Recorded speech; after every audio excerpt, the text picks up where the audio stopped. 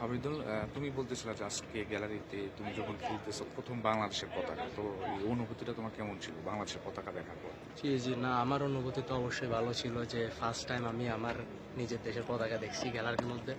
তো এটা খুবই ভালো ছিল, খুবই ভালো এক্সপিরিয়েন্স। থ্যাংক ইউ আপনাকে যে আপনি আসছেন, আপনি এত কষ্ট করে অনেক দূরে থেকে আসছেন, যে আমার দেশকে রিপ্রেজেন্ট করতেছেন। এটা খুব খুব ভালো লাগতেছে আমার কাছে। আচ্ছা, আর বাংলাদেশের ফুটবল দর্শকদের জন্য তোমার কিছু বলার আছে?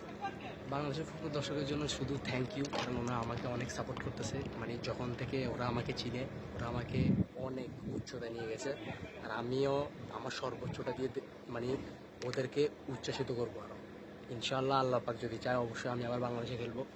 আর ওদেরকে আর কি বলবো, ওরা তো সবসময় আমাকে উপরে রাখতেছে। আচ্ছা, তো আর বাংলাদেশের দলটাকে মিস করতেছো কিনা বেশ? was a good experience. So nothing to say. Yeah, I miss every guy. সবাইকে তো মিক্স করতেছি অবশ্যই। সবার সাথে ভালো সম্পর্ক ছিল, কারোর সাথে খারাপ সম্পর্ক ছিল না আমার, সবার সাথে। তো সবার সাথে আমি এখনও মাঝে মাঝে কথা বলি, কথাবার্তা হয়।